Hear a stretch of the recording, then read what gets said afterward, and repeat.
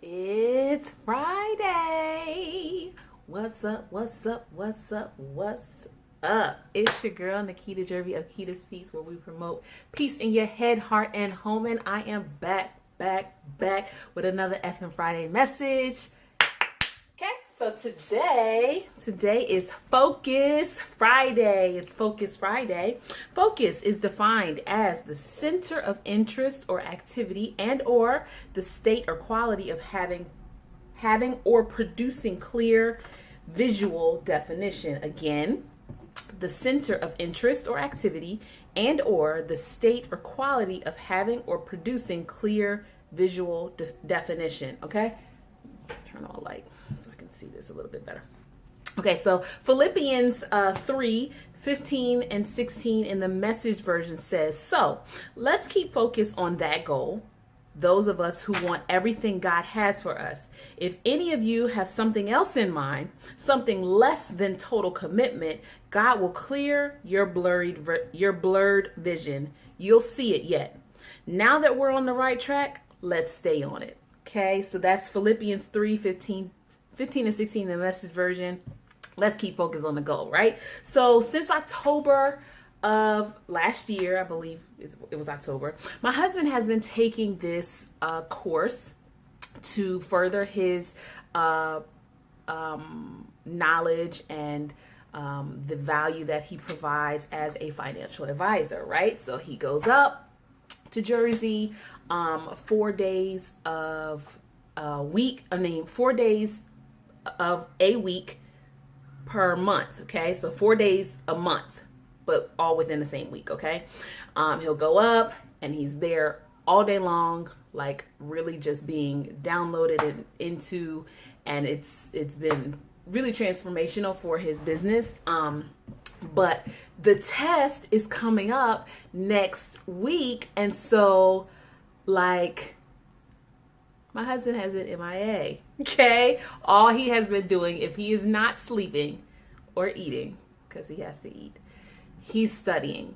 Okay, and so needless to say, his focus, his center of attention, and corresponding action has been to pass this test. So he has been studying like it day in, day out. When he's not with the client, even when he's at work, he is studying, he's listening to his teacher, he's reading, he's taking practice tests, he is like on it, right?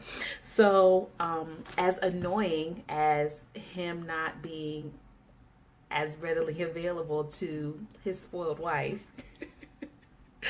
is, I have like watched him be like super diligent in studying and like super focused, and he'll just he'll dismiss any and every distraction, including me.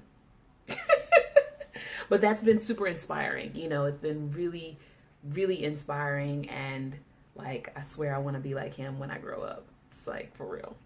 But I'm not, okay? As of right now, I'm usually not that way. I am very kind of scatterbrained at most times, so yeah. So today I'm at the library and I am, doing some work for my business, and I was listening to one of my coaches, and he literally slapped me in my face today.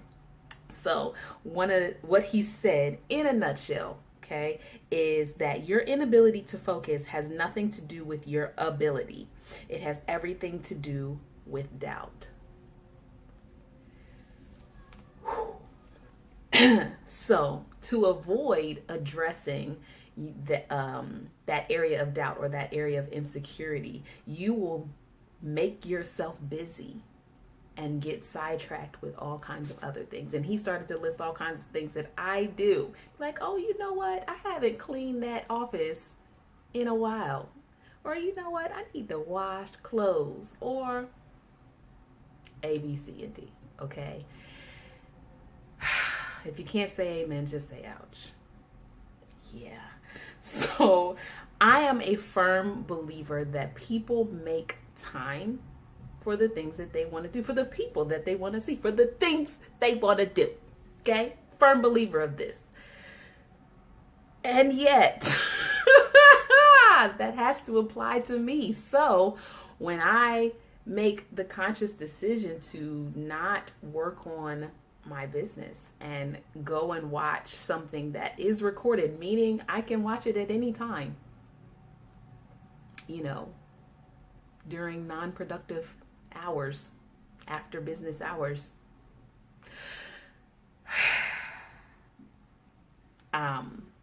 What is that saying about how important it is, how important growing my business is? That is obviously saying that area of insecurity is something either that I am not aware of, or it's something that I just choose not to address at the time. Either way, it's not a good thing. It's not a good thing.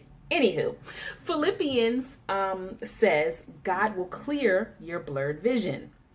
Have you ever noticed that when you're looking at anything really, like as I'm looking at my phone, everything else in my peripherals is kind of blurry. You could see it, you can still see it, but it's it's blurry. It's not as clear as you are, right?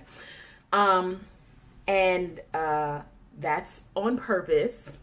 I believe, God did everything on purpose. So I'm pretty sure that's on purpose. So this verse says that if you're looking at the wrong things, the wrong goal, you have the wrong goal, that he will redirect our vision so that where our eyes are focused, where we're pointed, is pointed in the right direction where we're supposed to be focused, so everything else becomes blurry and the goal that he has for us becomes clear. And then once we're here, we'll stay on the right track. So yay Jesus. Okay. But Matthew 14 29 through 31 says, so Jesus basically tells Peter to come. He says, come. Peter gets down out of the boat, walks on the water, and came toward Jesus. But when he saw the wind, he was afraid and began to sink and cried out, Lord, save me. Immediately, Jesus reached out his hand and caught him. You of little faith, why did you doubt? Is what Jesus said to Peter. Okay. So, my pastor did a series on this a little while back. Actually, it was the beginning of the year, called Water Walkers. It was amazing. But anyways, before Peter even got out the boat, the elements that scared him already existed. Okay, so the wind and the waves, they were already there before he even stepped out of the boat. And yet he stepped out of the boat, okay, because he was here with Jesus, okay? The wind and the waves was in his peripheral, right? So he was focused on Jesus. Even as he's focused on Jesus, he's walking on water. Hence the title, Water Walkers, which really helped us. It really got us through. But that's neither here nor there. So he's walking on water because he's focused. He's like, boom, with Jesus, okay? But then his eyes shifted, and he's now looking at the wind and the waves and the water. And that's when that's when things go downhill. He goes downhill. He starts to sink, cries out to Jesus. Jesus saves him. And the first thing that Jesus does is he points out Peter's position. Okay, he points out Peter's position in his head and his heart. Okay, you of little faith, that's a position of the heart. And why did you doubt? That's a position of the head. Okay, they both deal with belief, though. Jesus was basically saying, first, why did you not believe in me, Jesus, enough to stay focused? Okay, and then second, why didn't you believe enough in you to keep walking? Okay, believing in Jesus, that's a heart thing. Believing in yourself, that's a mind thing. Yeah. Why didn't you believe in Jesus enough to stay focused? Why don't you believe enough in you to keep walking? If you can't say amen, say ouch, okay? Ouch. Ouch, ouch, ouch, ouch, ouch. Ouch. 2 Corinthians 8:11 says, "But now finish doing it also, so that just as there was the readiness to desire it, so there may also be the completion of it by your ability." Lord, I thank you. He gives us the spirit of completion. He wants us, once he redirects our focus and puts it on the goal that he has already preordained for us, first of all, he finished the finish first, then work backwards. You know what I'm saying? My coach calls it reverse engineering. He finished it first and then worked toward the beginning. So it's already done, okay? So all you got to do is walk towards the finish line, walk and complete that thing. Stick to it. Stay focused. Stay here with Jesus.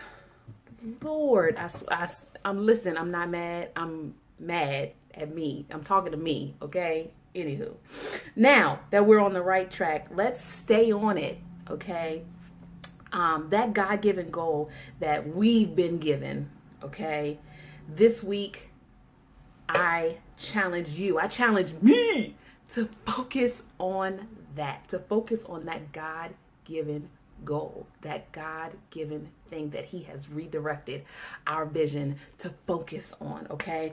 And blur out the rest. Okay, there will be time to fold them clothes. There will be time to watch that show. I know it's addicting. I know. There will be time.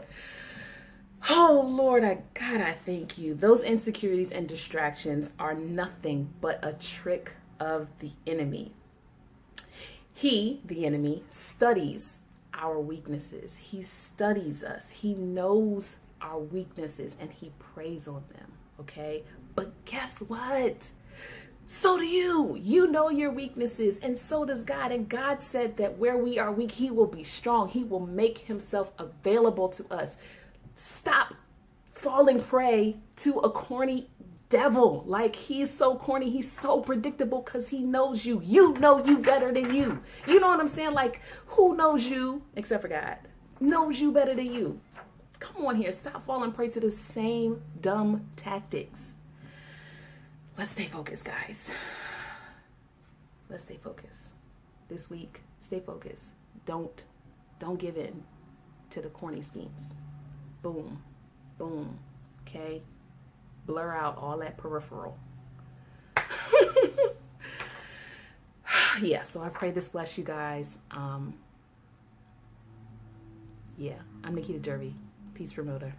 Follow me. Like, comment, subscribe, share, all that good stuff. And until next week, I love you.